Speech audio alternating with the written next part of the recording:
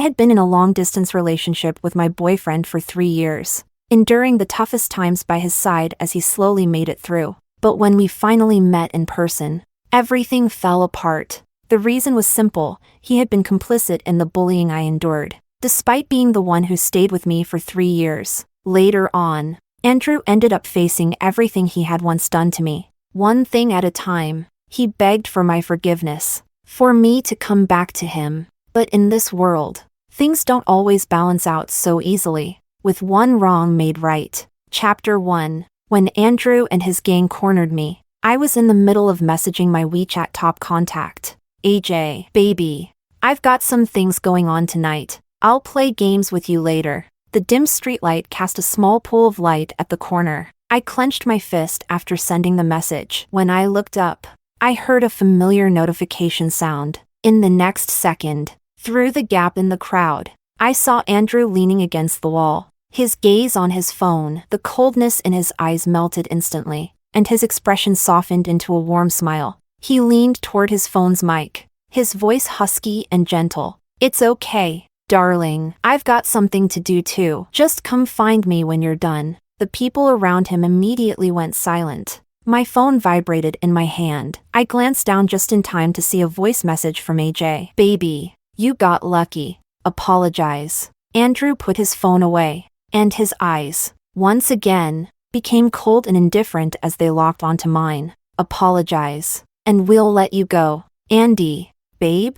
The girl next to him whined in protest. Andrew ignored her, cigarette between his fingers, though he didn't accept the lighter offered to him. His face, half hidden in the shadows, looked exactly like the photos I had of him. Andrew stood at the edge of the light, one side of his face illuminated while the other was cast in darkness. Yet, even in that contrast, he looked unbearably handsome. I felt a moment of confusion. Half of him was my AJ. The other half was Andrew. I loosened my clenched fists. I shook my head. "Okay." Andrew's voice was detached, and he didn't look at me again. Instead, he exchanged a glance with one of his friends. Fists and kicks rained down on me, one after another. Each strike sent pain shooting through my body. Threats, curses, they filled my ears, and Evelyn's triumphant laughter echoed around me. I buried my face into the crook of my arm, trying to escape it all. I don't know how long it lasted,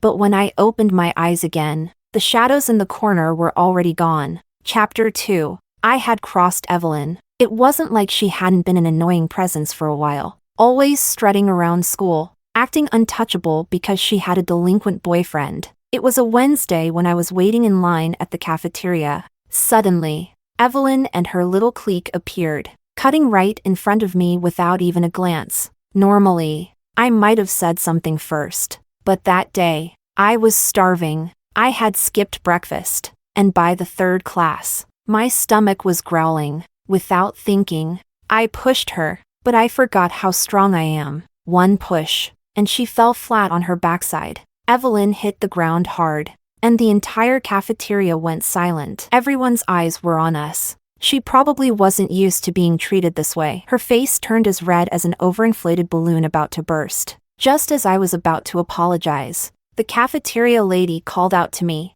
"Girl, what do you want to eat? Don't hold up the line." Startled, I momentarily forgot about Evelyn, and I rattled off my order to the cook. By the time I got my food, Evelyn was gone. I thought about it and decided it was her fault in the first place. We were even now. Chapter 3. Of course, that was just wishful thinking. Evelyn clearly didn't see it that way. Otherwise, she wouldn't have asked her boyfriend's friends to come teach me a lesson, and I wouldn't have ended up being beaten by my own boyfriend and his gang. Chapter 4. When I returned to my dorm, my clothes were soaked in dirty water, making me both filthy and smelly. My roommate wrinkled her nose in disgust, her face filled with shock. "Jazz, what happened to you?" I slipped on the road. "Oh," she sighed in relief. "Go take a shower then." I nodded, taking off my face mask as my phone buzzed again in my pocket. "What's my sweet baby doing? Are you done yet? Why aren't you replying?" Crying cat emoji. "Sweet baby?" Patiently waiting emoji. I didn't reply, pressing the lock button as I walked into the bathroom. Chapter 5. Andrew and I had been in an online relationship for 3 years without ever meeting in person. When we first met, he called me Jasmine. As we got closer, he started calling me Minnie. Then, when he confessed his feelings, he began calling me sweet baby. We had known each other for almost 3 years. During that time, his grandfather passed away. For a while, we talked on the phone 5 times a day. He'd tell me about his grandfather until his voice went hoarse or he'd start to cry. I cried with him, trying to comfort him as best as I could. I knew all about his childhood, the lost years he couldn't get back, the only time in his life he really cherished. My search history was full of phrases like, how to comfort someone who has lost a loved one. Sometimes, he'd call me in the middle of the night, at 3 a.m. The city was dark,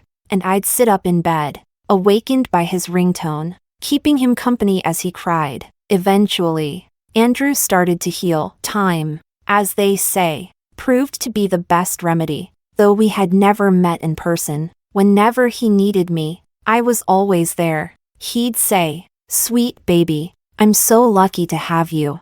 I received that message just as my best friend Luna glanced over my shoulder, scoffing. "I can't believe you're wasting your time comforting a complete stranger through a screen." I stared at the phone, replying with something unrelated. Isn't it amazing? The internet is so advanced. Andrew's profile picture was a cat, smiling softly at me. Just seeing it made my mood lift. It can turn two people who've never met into what society considers a close relationship. Even companionship through a screen can be someone's salvation. I typed out another line of text and hit send. "I'll always be here for you." How would you put it? I smiled at Luna. That's the power of love, isn't it? Chapter 6. The sound of running water in the bathroom came to a sudden halt. I wrapped myself in a towel and stepped out. My roommate pointed at my phone on the desk. "Jazz, your boyfriend called a few times. I told him you were in the shower." "Thanks," I replied gently. Her eyes caught sight of my arm, and she gasped again in shock. "How did you fall so badly?" "This is serious. I've got some ointment for bruises. Come over, and I'll help you rub it in." The pain from the bruises spread across my body, but I bit my lip, refusing to make a sound. The sharp smell of the ointment filled the small room as I typed a reply to Andrew. "I'm out of the shower now." A reply came almost instantly, like he'd been waiting for me the entire time. "Kisses. Emoji. Are we playing games tonight, sweet baby?" I hesitated for a moment before replying. "Not tonight. Something happened today." "What happened today?" I blinked, pausing briefly, then continued typing. "I ran into someone who cut in line, so I pushed them. They said they'd send someone to teach me a lesson." The typing bubble popped up briefly, then vanished as a voice message came through. One after another, audio messages filled the chat, but I didn't open them. Instead, I simply replied, "It's fine. They didn't come for me. Who does he think he is, cutting in line like that?" Andrew replied. More voice messages kept coming in, long and short, each marked with a red dot. But my attention was only on that one line of text, and I couldn't help but let out a small laugh. "What's so funny?" my roommate asked curiously. Tears of laughter formed in my eyes, and I wiped them away as I smiled. "I just saw a really funny joke." Chapter 7. We hadn't gone a single day without talking. Andrew had sent me countless pictures. Sunsets bathed in vibrant colors, clusters of unknown wildflowers growing by the roadside, skies so blue they felt unreal. And then there was one photo of him standing in his garden, smiling at the camera. The wind caught the edge of his white shirt, his posture tall and confident, as graceful as a figure from a dream, his smile warm and inviting. He said, "Sweet baby, this picture is just for you. Maybe one day you'll recognize me on the street."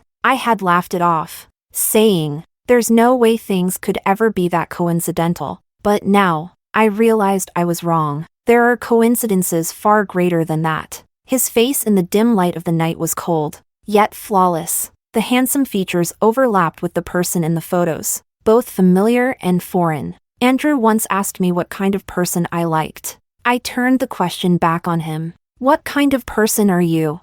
He said, "Whatever kind you like." That's who I am. I told him. I like someone who's calm and gentle, like a breeze after a storm. My imagined version of AJ looked just like that. He remained silent for a while before sending me a single smiling emoji. Chapter 8. The chat box on my screen continued to fill with messages. I stared at it for a full 30 seconds before typing a single line. Andrew, do you want to meet up?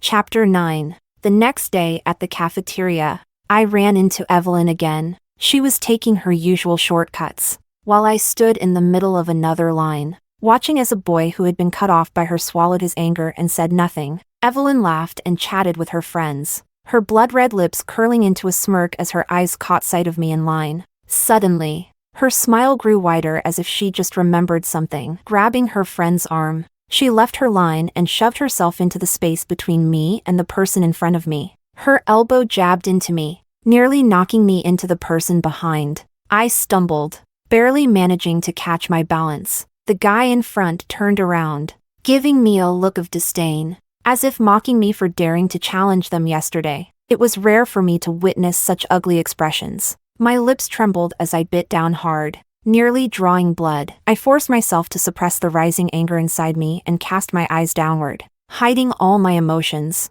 Stupid little girl, she spat, the insult coming out slow and venomous, each word clear and deliberate. Her taunt rang clearly in my ears. I almost lost control, tasting the metallic tang of blood in my mouth as I forced it down. Chapter 10. The chat with AJ. Baby still lingered on our last conversation from the day before, where he had sent me a kiss emoji. Is that true? Sweet baby? We're finally going to meet. I've been looking forward to this for so long. I've always wanted to see you. It's almost been 3 years. Once I figure out the perfect day, I'll let you know. Great. I'm so excited. I can't wait to finally meet you. What if you meet me and don't like me? Impossible. I'll love you no matter what. Sweet baby. Kisses. Emoji. The conversation ended there. I finished getting my food and sat down in the cafeteria, scrolling back through our messages again and again. I was trying to find something between the lines, but there was nothing there to find. Chapter 11. Before meeting Andrew, I wasn't the kind of kid who fit in easily. Over the years, Luna had been my only real friend. I was ostracized, isolated, treated like some kind of freak. That was my childhood. Yet, I had done nothing wrong. Throughout that lonely period, Luna had been the only one by my side. I never learned to submit to others. Evelyn thought she had one. Andrew hadn't sought me out since that night. Life seemed to return to normal, but beneath the calm surface, a storm was brewing. I couldn't swallow my pride and let this go. Chapter 12. It was Monday evening, during our elective class. The teacher was notoriously strict. Not only did we have a final closed book exam, but she was also stingy with participation points. Students who signed up for this class were either unlucky or genuinely wanted to learn. As soon as the bell rang, the middle-aged woman, dressed sharply, took out the attendance sheet and began roll call. I sat at my desk, listening to name after name being called, while typing a message to Andrew. Sweet baby, when are we meeting? I can't wait anymore. I want to see you right now. I sent a quick emoji in reply, just as the teacher called my name. Jasmine. I answered with a here and raised my hand. The teacher barely glanced at me before marking it down. Don't rush. The roll call continued, and then I heard a familiar name. I turned my head, but the face didn't match. A girl raised her hand and softly answered. Here. The teacher glanced at her and nodded. My heart started pounding, an uneasy mix of anticipation and dread. Teacher! My sudden outburst echoed through the classroom. The middle-aged woman's sharp eyes landed directly on me. I stood up, smiling politely, and dropped a bombshell in the quiet room. She's not Evelyn. The girl's face faltered, but I kept my expression steady. She's probably filling in for someone else. The classroom fell into dead silence. I knew. This feud between Evelyn and me was only going to get worse. Chapter 13. Maybe other teachers wouldn't have cared about someone filling in for another student, but I knew this teacher would. Not only would she care, but she would investigate. I had a feeling Evelyn was going to have a hard time passing this class. That night, when I returned to the dorm, Andrew called. His voice was low and husky, filled with that sweet charm that could make anyone blush. "How was your day, sweet baby?" When he called me that, it was like the words were dipped in sugar, rolling into my ears and making my face heat up. "I had a good day today," I replied, unable to hide the excitement in my voice. He seemed to pick up on my mood, his tone softening as well. "What happened? Something good?" "I'm just really happy, thinking about how we're going to meet soon." "I'm happy too." We talked for 2 hours, and as I lay in bed, drifting off to sleep, I heard him ask, "How much longer?" "Soon," I whispered softly. Chapter 14. Evelyn's revenge started 2 days after I exposed her for having a substitute in class. She tried to lock me in the school building, but I saw her coming and ran. She couldn't catch up. Every day after class, I'd wear a mask, pull down my hat, and carefully observe my surroundings, avoiding her at all costs. She was furious after failing to corner me, but life rarely goes as planned. On the 5th day, we had an unfortunate encounter in the cafeteria. I had just gotten my food, feeling happy as I cradled the bowl, searching for an empty seat. The cafeteria was packed with people, but I spotted an empty spot. Excited, I headed toward it. The noise of the crowd buzzed in my ears. I was only a few steps away when suddenly, hot, sticky soup poured over my head, running down my face and neck and into my clothes. Some of it splashed into my bowl. I froze, still holding my tray. The soup trickled down my skin like a small, slithering snake, leaving a painful burn in its wake. I furrowed my brow, staring at the ruined food in my bowl. Such a waste. I couldn't eat it anymore.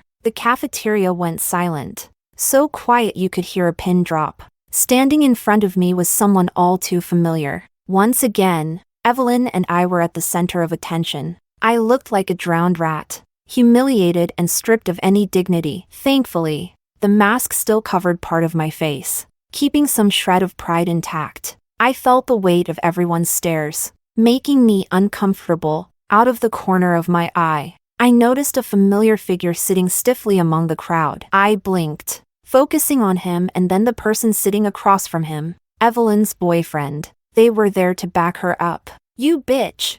You think you can sabotage me behind my back? Who the hell do you think you are? Huh?" Evelyn's voice was venomous, her blood-red lips moving like the tongue of a snake, spitting out curses so foul they nearly made me flinch. Her words were vile, more repulsive than the filth in a sewer. My dignity was crushed under her feet, shattered bit by bit. And my boyfriend, he just sat there, helping Evelyn, watching coldly as she tore me apart. How laughable. A small smile tugged at the corners of my mouth beneath the mask. Ridiculous and pathetic. Evelyn, done with her tirade, reached out to rip off my mask. My last shred of protection. The bowl slipped from my hands, crashing to the floor as I covered my face. Dodging her hand. "You're still trying to run? You bitch! I'm going to tear that face of yours apart." No, not the mask. I was like a cornered animal, desperately protecting the mask on my face. Everyone stood by, watching in silence, probably scared of Andrew and Evelyn's boyfriend. Evelyn, frustrated at not being able to reach me, raised her hand to slap me. The wind from her swing brushed my face, but in the next second, someone grabbed her wrist. Chapter 15. It wasn't Andrew. I had curled up, bracing myself for the slap that never came. When I opened my eyes, a figure in a dress stood in front of me. Evelyn's wrist was caught tightly in her grip, and with a sharp crack, a sound echoed through the cafeteria. Everyone gasped. Evelyn's face was whipped to the side by the force of the slap. Andrew turned his head, his eyes briefly landing on me with a look of disdain, as if I were garbage. His gaze didn't linger long, shifting to the person standing between me and Evelyn. Evelyn's boyfriend made a move to get up,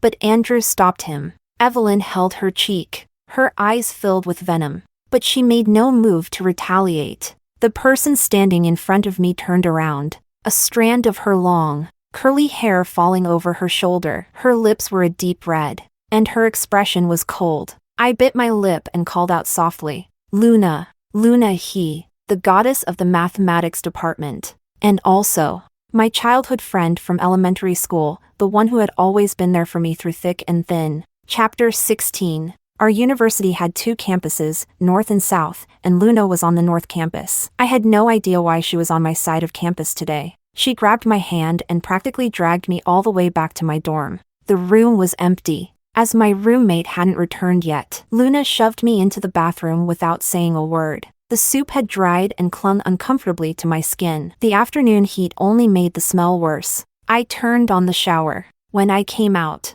I found Luna sitting in my chair, leaning back with her arms crossed, frowning, her wavy hair draped over her shoulders, matching her bold lipstick, vibrant as a rose. "Your boyfriend sent you a message," she said when she heard me, gesturing to my phone on the desk. "If I remember correctly, his name is Andrew, right?" Andrew was also on the North campus. 2 well-known figures. Maybe they knew each other better in real life. Yeah, she rubbed her fingers over her brow, her face cold and expressionless. Just like always. He was there today, wasn't he? "What's going on? Isn't he your boyfriend?" I didn't respond, lowering my gaze to my feet. Water droplets slid off my hair, splashing onto the floor and forming small puddles. She turned her eyes back to me, calm but searching. "Not for much longer," I said suddenly, raising my eyes to meet hers. Luna's gaze was sharp, cold, just as it always had been. She stared at me for a moment, and I let her. Finally, she stood up and lightly pinched my cheek. "If you need anything, come to me. Don't bottle it up." Chapter 17. Luna stayed with me through dinner before heading back to the North campus. I walked her to the gate of the South campus. Instead of renting a bike, I decided to walk back slowly. There weren't many people on the path. The streetlights cast shadows on the ground, and I could see the silhouettes of insects flitting around in the glow. The wind rustled through the trees lining the path. For the first time in a while, I felt a sense of peace. I had plans to play a game with Andrew when I got back to my dorm. Suddenly, I heard footsteps behind me, soft but steady, as if someone had been following me for a while. I quickened my pace, and the footsteps sped up too. "Who's following me?" I abruptly turned around, but there was no one there. The footsteps had stopped, and the path behind me was empty. Was it just my imagination?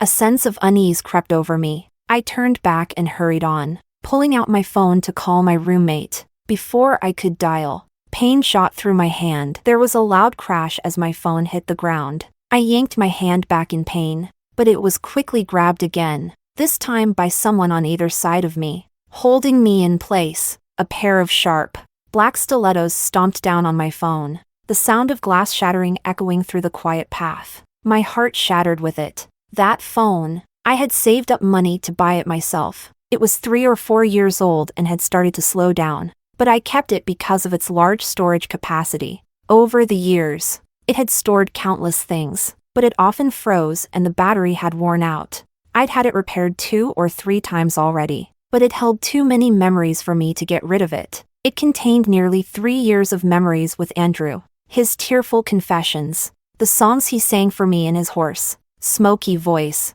the soft words he used to lull me to sleep in the middle of the night, and all the little pieces of life he'd shared with me. Just looking through those memories could make me happy for a whole day. The swelling on Evelyn's face hadn't gone down yet, and the concealer and foundation she'd applied barely covered it, making her look almost comical. I glanced at her briefly, then lowered my eyes, staring at the phone she had crushed under her heel. "You little bitch." She stepped toward me, the sharp click of her heels ringing out as they struck the ground, crisp and sharp. "Now that Luna's not here, who's going to protect you?" Her voice was shrill, like nails scraping across a chalkboard, making my ears ache. The insults poured in again, one after another, flooding my ears.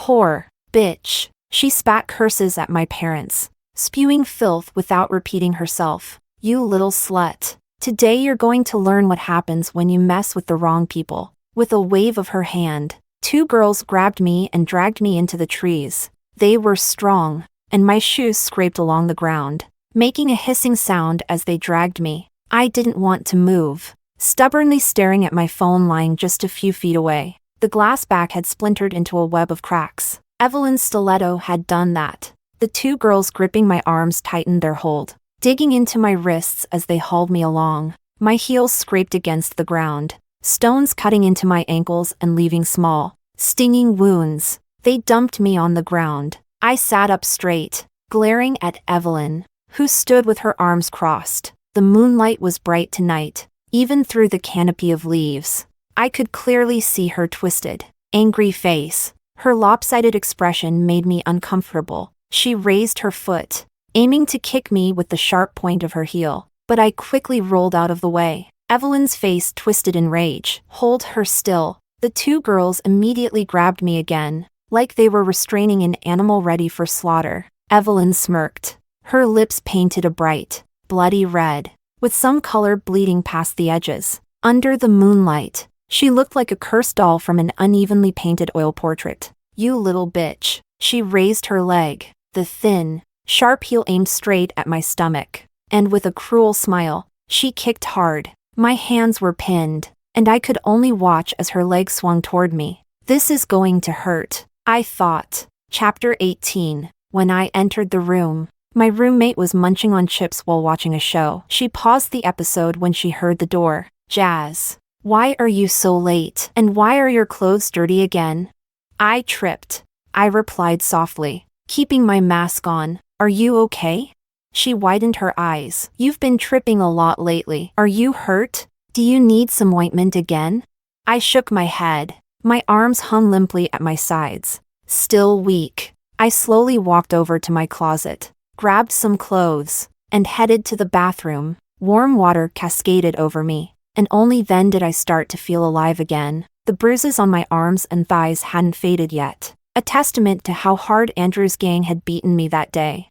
It still hurt when I pressed on them, but I pinched the bruises hard, forcing tears to well up, only for them to be washed away by the water. Everything was swept down the drain. Chapter 19. When I stepped out of the bathroom, Andrew's call came in. I answered it, his slightly raspy voice filling my ear. He always seemed to have endless things to talk about. I set the phone aside and began washing my clothes. The mud on my pants turned the water brown, dirtying the whole basin. Andrew told me he saw a stray cat on the side of the road today and gave it some sausage. The cat was adorable. I scrubbed harder. Sweet baby, do you prefer cats or dogs? He asked. I paused, then answered after a long moment. Dogs. Okay. Then we'll get a dog in the future. I loosened my grip on the laundry, and the basin slipped from my hands, hitting the floor and cracking. Water spilled out from the crack, flooding the floor. Andrew heard the noise on the other end and anxiously asked what had happened. Nothing. He breathed a sigh of relief. Gentle, kind, considerate, loving, just like the persona he always showed me. He was so good to stray animals. I didn't hear a word of what he said after that. The words I didn't say were swallowed back down. Andrew, what future do we even have? Chapter 20. Andrew found me faster than I expected. It was the third night after Evelyn had cornered me. I was leaving the library. Someone was following me. As I walked into a more isolated area, the footsteps behind me grew closer. I tugged my hat lower, discreetly quickening my pace. Just as I reached the corner, someone yanked on my collar from behind, pulling me backward. My footing slipped, and I fell onto the grass nearby. Fortunately, the soft ground cushioned the fall, so it didn't hurt much. Andrew released his grip, towering over me. The dim streetlight cast a faint glow, but he stood with the light behind him, his entire face hidden in the shadows. I anxiously reached for my mask. His gaze on me was void of any warmth, tinged with irritation. Evelyn says you owe her an apology. Andrew looked down at me, his words cold and emotionless. I sat on the ground, disheveled, staring up at him as if I couldn't quite understand what he was saying. Andrew's features were striking. The first time I saw his photo, I was stunned. He looked like an angel fallen to earth. A cliché comparison, but I had never seen anyone who fit that description better than him. The photo he had sent me. In it, he looked at the camera with such tenderness in his eyes. Yet there was always a faint, lingering coldness about him. That tenderness had been his mask for me. The Andrew standing before me now was the real one. Sweet baby, why didn't you just let her blow off some steam? Why did you have to provoke her?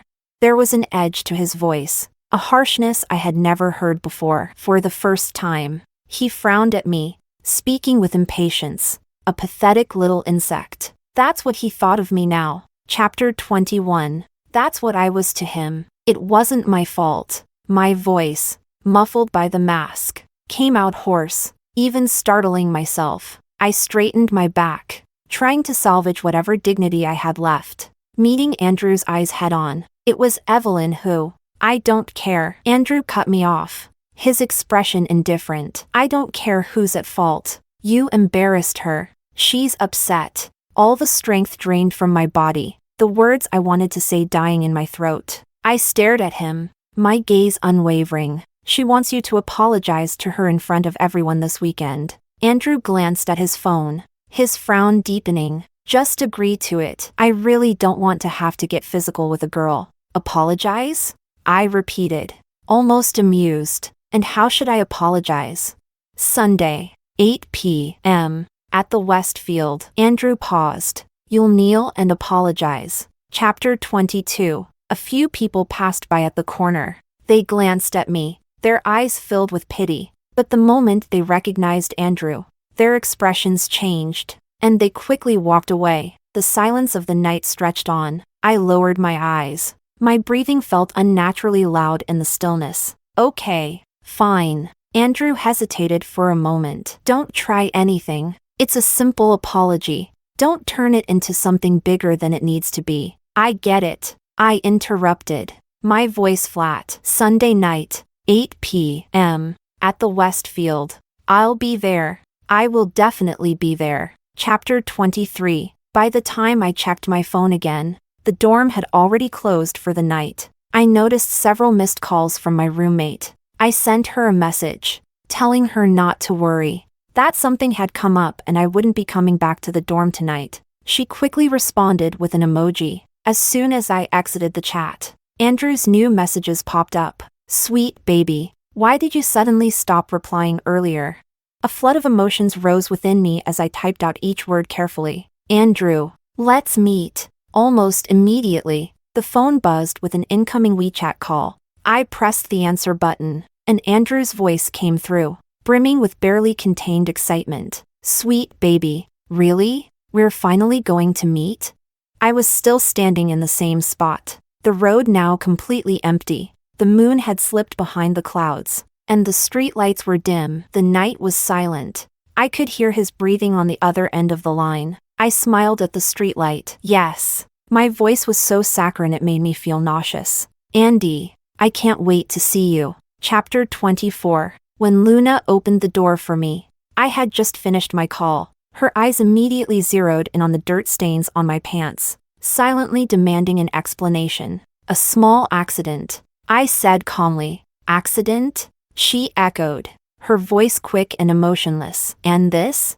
She held her phone up in front of my face. On the screen was a screenshot. Campus wall. Sunday, 8 p.m. Westfield. Everyone come watch the show. The post was signed clearly with Evelyn's name. It also included a picture. It must have been taken by Andrew tonight. I was in the photo, wearing my mask with my hat pulled low, sitting on the ground looking utterly disheveled. The campus gossip page had given Evelyn her own personal post. It was trending. There were many comments, but none were daring enough to explicitly say what was going on. They only hinted at things, leaving veiled suggestions. Jasmine, Luna's expression was as icy as ever. Explain to me what this is. I pulled down my mask and smiled at her. Flying under false colors. Chapter 25. The morning sun streamed through the window, and my internal clock woke me early. Luna was still asleep. I rubbed my eyes and saw a message from Andrew sent 5 minutes ago.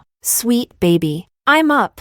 So excited. Kisses. Emoji. I'm finally going to see my sweetheart. I pressed the lock button on my phone, slipped into my slippers, and quietly left the room. My jacket from yesterday was hanging on the balcony, swaying in the breeze. I grabbed a hanger and went to retrieve it. Are you going to wear that to your date? I turned around and saw Luna was already awake, arms crossed as she leaned against the balcony door, watching me with cold eyes. No, I replied. taking down the jacket and folding it neatly. The light summer jacket was thin, easy to fold and fit into my shoulder bag without looking bulky. It's a surprise. The morning wind was cool, still carrying the last hints of the night's chill. Luna's nightgown fluttered slightly in the breeze. She had always had that same stoic face. Ever since we were kids. She yawned and turned back toward the room. If anything happens, call me. Chapter 26. The time on my phone changed from 9:59 to 10 a.m. The door chime at the entrance of the bubble tea shop jingled as I took out my compact mirror and checked my makeup one last time. Just as I was about to close it, someone tapped on the window. I put the mirror away and turned around, only to see him standing in the sunlight, the edge of his shirt lifting in the breeze, his eyes filled with warmth. Sweet baby. Andrew's smile was so familiar. I didn't need to hear his voice to read the affectionate words on his lips. I grabbed my bag and quickly left the shop. The morning sun was perfect, casting light over his striking features as the sound of cars whizzed by on the street. With a flourish, Andrew pulled a bouquet from behind his back, as if by magic. But even the flowers paled in comparison to him. In that moment, the person from the photo came to life before me. A bright, clear-hearted young man. My A.J. Andrew reached out, gently tucking a strand of my hair behind my ear. The gesture so intimate, as if we'd always been close. I saw the love in his eyes, heard the joy in his voice as he said, "We finally meet. Sweet baby." Yes, we finally meet. Andrew. Chapter 27. Andrew was deeply infatuated with Jasmine. How much, you ask? Enough that he asked me again and again to meet, but each time I refused. He fell silent. Enough that he once asked me whether I preferred a Chinese or Western-style wedding dress. Enough that, despite his allergy to seafood, he smiled as he peeled shrimp for me. The night had just begun, and the street vendors were bustling with activity. I had turned down Andrew's offer to take me to a fancy restaurant, instead pulling him toward the street food stalls. Andrew, the well-bred son of a wealthy family, was clearly out of his element. I could see how stiff he was when he sat down at the plastic table, but the moment he met my eyes, his expression softened. I picked up the menu and ordered from the stall owner. After I finished, Andrew said softly, "Minnie, these street food stalls may taste good, but they're not very healthy. Let's not come too often, okay?" I nodded. He smiled, ruffling my hair, his gaze never leaving me. Andrew insisted on paying for everything that day. From the very beginning, he stayed close to me, subtly brushing my hand. When I finally grabbed his hand, his ears turned pink. By the time we left, he was holding my hand tightly, fingers intertwined as if he was afraid I'd slip away. His entire world revolved around me. Chapter 28. As the night deepened, Andrew went to settle the bill with the stall owner. I walked to the side of the road and hailed a cab. The backseat door swung open as I pulled on it. The evening wind was chilly, sending a shiver through me. Andrew saw me just in time. He hurriedly finished paying and rushed toward me. I pulled out my jacket from my bag and put it on. The late evening wind was strong, tousling a strand of Andrew's hair. The moon and streetlights bathed him in a soft glow. He came running toward me, still holding the bouquet he had left on the chair. Only 4 or 5 steps away, I suddenly spoke. "Don't come any closer." Andrew's steps halted abruptly. His expression was filled with confusion, but the moment he met my eyes, he froze. "Minnie." He called my name tentatively. The wind howled around us. The time on my phone clicked over to 10 p.m. It was as if the clock had struck midnight for Cinderella, and all the dreams vanished in an instant. But I wasn't Cinderella. And Andrew wasn't the prince. 12 hours. It had been 3 years since I first met Andrew. Back then, he had been aloof, indifferent, and cold-hearted, full of resentment toward life, with every conversation tinged with bitterness about his existence. I pretended not to notice, staying by his side, slowly waiting for him to open up. Now, he had grown into a charming young man. 3 years of calls, 3 years of companionship, 3 years of fleeting time, and now, it was time to put an end to it. Andrew's dream ends here. He had woven me into his plans. He always thought we had a future together. He had painted so many pictures of our future. But unfortunately, There was never going to be a future for us. The moonlight was cold and distant. I pulled the hood of my jacket down, spread my arms wide, and smiled at him. Andrew, does this look familiar? I watched as his face turned pale, his expression cracking like fine porcelain shattering. Andrew's lips moved, but all that escaped his throat was a faint, meaningless gasp. Helpless, afraid, but at a loss for words. He took a step forward, wanting to come closer. Don't come closer, I said, stepping back and resting my hand on the car door. My gaze seemed to pierce him, and his face turned even whiter, his steps faltering, but he still stopped. Minnie, Andrew, I interrupted, my voice calm. See you tomorrow. At the Westfield, 8 o'clock. Don't be late. Those words hit him like a final blow. His face turned ashen, and he almost lost his balance, looking as though his soul had been sucked out of him. He tried to rush toward me, reaching for my hand. Minnie, I don't. I quickly got into the cab. The driver started the car. As we passed by, I looked out the window and smiled at him. Andrew, don't embarrass her. I'll be there. Chapter 29. By the time Luna met me downstairs, I had blocked the fourth number Andrew had tried to reach me from. She had just come back from her evening workout, her face still slightly sweaty. How did it go? She asked. We broke up. Luna simply hummed in response, offering no further comment. I quietly followed her into the room. It didn't work. Luna paused mid-motion as she poured me a glass of water but quickly recovered, handing me the cup as though nothing had happened. I took the cup and looked up at her. She didn't avoid my gaze. I figured. Her expression was the same as 3 years ago, when she had mockingly asked me how I could waste my time comforting a stranger. Chapter 30. Andrew continued calling and texting me from different numbers. Before going to bed, I blocked the latest one and sent him a final message. 8 o'clock. Don't be late. Time passes quickly, just like the past 3 years felt like the blink of an eye. During dinner, Luna's phone kept buzzing. After glancing at it, she hung up the call without a second thought.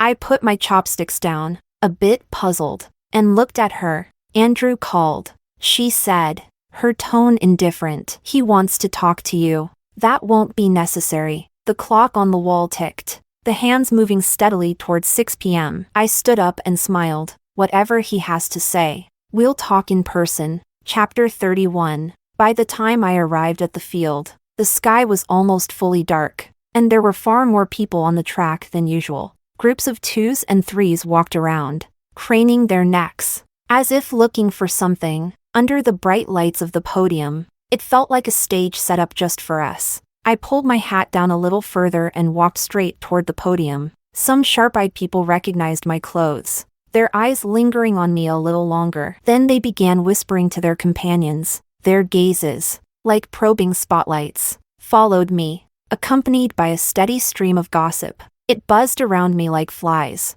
irritating and relentless. Hey, wasn't she all cocky last time? Now she's here to apologize to Evelyn like a good little girl. A voice, sharp and crow-like, rang out, exposing my identity to everyone. The eyes on me grew bolder, and a circle of space opened up around me. I glanced at the speaker. It was one of the girls who had accompanied Evelyn that night. She crossed her arms, her face full of the mocking satisfaction of a victor over a defeated opponent. I averted my gaze, staying silent, sensing my quiet retreat. She grew bolder, reaching out as if to shove me. I didn't move, but before her hand could reach me, another hand suddenly appeared in front of me, smacking hers away. The girl winced in pain, her eyes widening as she opened her mouth to curse, only to stop herself short. My gaze went past her, catching sight of Evelyn as she emerged from the crowd. Her face still bore the remnants of swelling,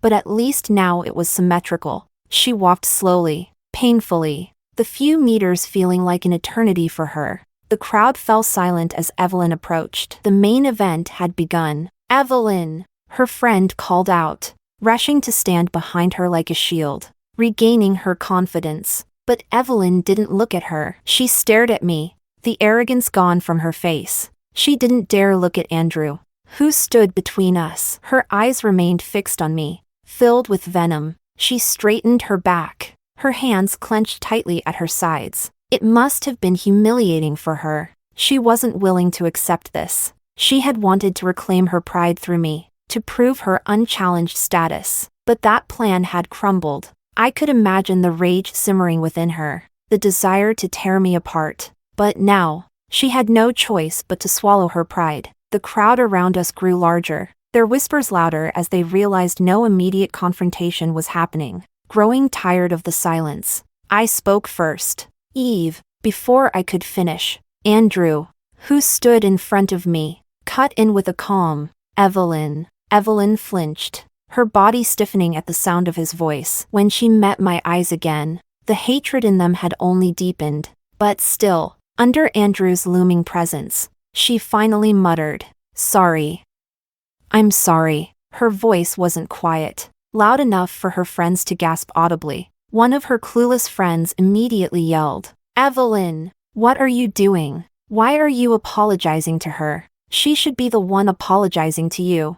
The outburst silenced the entire crowd. Evelyn's face darkened further, and she hissed, "Shut up." But her friend wasn't done. "Why, Evelyn? She's the one who should apologize. Wasn't she supposed to kneel and apologize to you tonight?" Her words sent ripples through the crowd. "Yes," I said, stepping around Andrew and standing directly in front of Evelyn. "I came to apologize. I shouldn't have pushed you when you cut in line. So." I met her gaze. "I'm here to kneel and apologize." I emphasized the word kneel heavily. Someone behind me tried to grab my arm, but I shrugged them off. "Minnie."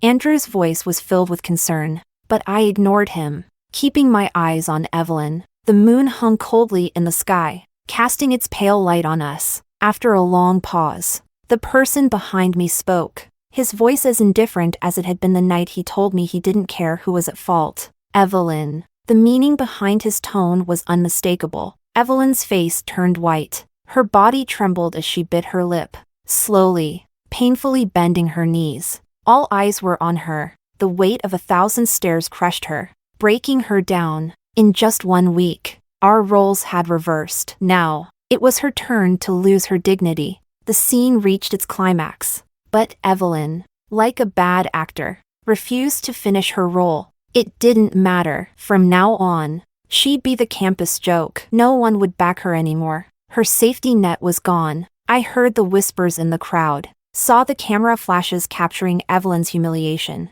and felt the cold mockery descending on her. A sudden lightness filled my chest. Leaning close to Evelyn's ear, I chuckled softly. "I told you, without Andrew, you're nothing." Chapter 32. The summer cicadas buzzed noisily in the trees, filling the air with their calls. The three of them huddled together, looking utterly ridiculous. Evelyn's face was full of fear, yet she still spat out, "I won't let you get away with this."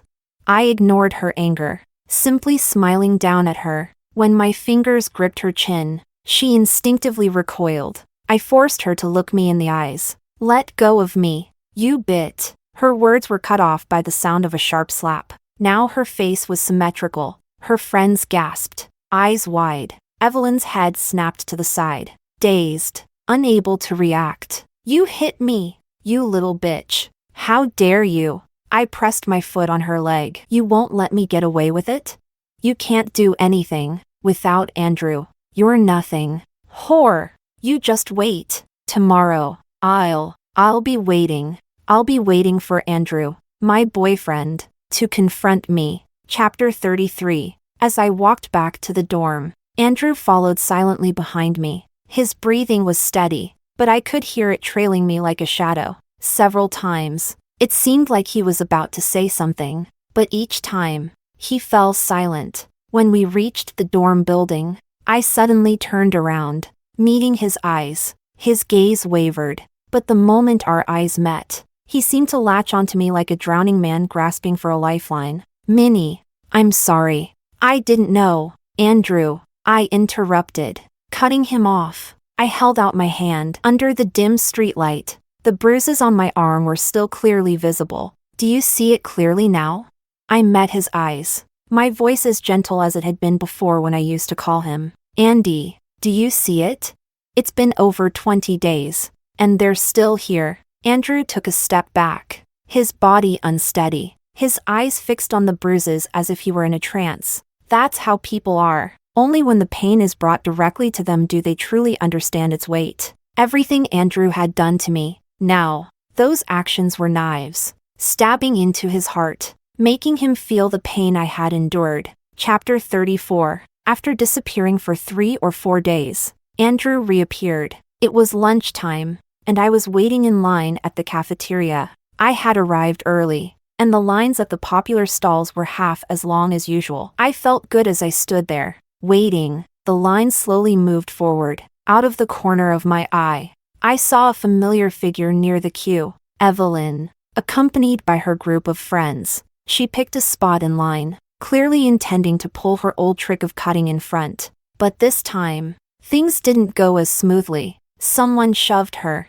causing her to stumble. Furious, she opened her mouth to curse, but someone beat her to it. What do you think you're doing? Still trying to cut the line? Have you no shame? People had once feared her because of her delinquent boyfriend, and even more so because of Andrew, who had always backed her up. Andrew's family had money and influence. But now, with Andrew no longer in her corner, Evelyn was nothing. I averted my gaze, ignoring her drama, and happily collected my food. Looking for a seat, the cafeteria was filling up, and I searched the crowd, finally spotting an ideal spot. I was just a few steps away. The scene was exactly the same as that day, just 4 or 5 steps to go. But as I passed one of the tables, someone grabbed my arm. My bowl wobbled, but luckily, the food didn't spill. I turned to see who had stopped me. It was Andrew, the person who had vanished for several days. He looked like he hadn't slept well. Dark circles under his eyes, his expression weary. But even in this state, his striking features still had a kind of broken beauty. I looked at him but didn't say a word. Minnie. Andrew called my name softly, carefully. I'm sorry. His expression was full of obvious pleading. If I can't make up for what I've done to you, then please, take it all out on me. Let me bear it. Take it out on you? I almost laughed. How exactly? Before I could finish, his grip on my wrist tightened, forcing the bowl in my hand to tilt. The dark sauce and food spilled all over Andrew. Bits of food clung to his hair, and the sauce dripped down his face, creating a stark contrast against his pale skin. It soaked into his white shirt, staining it. A girl nearby let out a gasp, and instantly, we became the center of attention again. Andrew let go of my hand. From the outside, it looked like I had deliberately thrown the food all over Andrew. People around us gasped, but Andrew didn't care about the stares. His gaze remained fixed on me. His voice was hoarse, his demeanor pitiful, almost as if he were groveling. Minnie, I'm begging you, take it all out on me. But please. The once high and mighty Andrew, the rich, arrogant young master, was now begging, his eyes red with desperation. He had once told me that I had humiliated Evelyn, and that's why she was upset. Later, he humiliated Evelyn himself, grinding her into the dirt. Now, he was humiliating himself. He wanted me to forgive him. But, Andrew, life doesn't work that way. You can't just settle everything by taking turns hurting each other. The cafeteria buzzed with the sound of gossip, surrounding me like a swarm of flies. Andrew was waiting for my response. He was bound to be disappointed. Andrew. I looked down at the empty bowl in my hand. This was the dish I'd been craving for a long time. He froze, his face slowly crumpling. Chapter 35. Andrew had mentioned paying for his actions. 1 for 1. I got his message while watching a show with Luna. Sent from yet another new number. The location he suggested was the same place where he had first cornered me with his group. Luna glanced at me, and I put my phone down and tossed it aside. Aren't you going to go? No. I leaned back against the couch. It's just to watch him get beaten up. It's dark, and I'm too lazy to go. Luna didn't say anything, and I lazily propped myself up, smiling at her. I used to think dating Andrew was fun, but then, after everything happened, I realized something even more entertaining had come along. Watching someone's emotional breakdown, watching them drown in guilt, watching them regret, suffer, and squirm. When I was younger, I was ostracized. They said my father was a murderer, hated me, even threw stones at me. I had done nothing wrong. Luna, a child born out of wedlock to a wealthy family, had a mother who had been unknowingly tricked into being the other woman. Children's malice was more straightforward than adults. It was merciless. My father, the murderer, had killed my mother. The love he had claimed became a shackle. And ultimately, it was that love that took her life. 3 years ago, Luna had asked me how I could waste my time on a stranger. I had mused back then. Perhaps that was the greatness of love. But what is love? Is it an ugly, possessive need? Or the twisted nature of humanity? I don't know. Chapter 36. The video of Andrew landed in my inbox the very next day. It was a 10-minute clip, showing him standing in the middle of a group, silently taking the blows from several people without fighting back. Some of them hesitated to hit too hard, and he barked at them, demanding they hit him harder. Harder still. He acted like a madman, self-destructive, as if the pain was the only thing keeping him grounded. I watched the video without emotion. Along with it came a request to meet, a 1,000-word letter of remorse that I ignored. Instead, I replied to the email with a simple question, "Where?" He responded almost immediately, cautiously asking where would be convenient for me. He would come to me. I gave him the address of a cafe and suggested we meet in the afternoon. Andrew showed up as agreed. He looked even more haggard than before, his frame thinner, his white t-shirt hanging loosely on his body. A fresh bruise adorned the corner of his mouth. The moment he saw me, his eyes lit up, only to quickly dim again. "Minnie," Andrew called out hesitantly, his voice careful. He looked pitiful, like an abandoned stray dog. I gave a brief acknowledgement. His face brightened slightly, the arrogance that once defined him gone from his expression. "I'm sorry, Minnie. Please forgive me, okay? I didn't know it was you. Didn't know it was me." I set my cup down and cut him off. Andrew had apologized many times already. He had swapped out phone numbers, sent long and short texts of repentance. He was scared of losing me. "Andrew, you've never understood what you did wrong." He was apologizing because I was Jasmine. I was the person he had cherished and placed at the center of his heart. But what if I hadn't been? What if I was just an ordinary student? What if I had been dragged into this disaster without reason?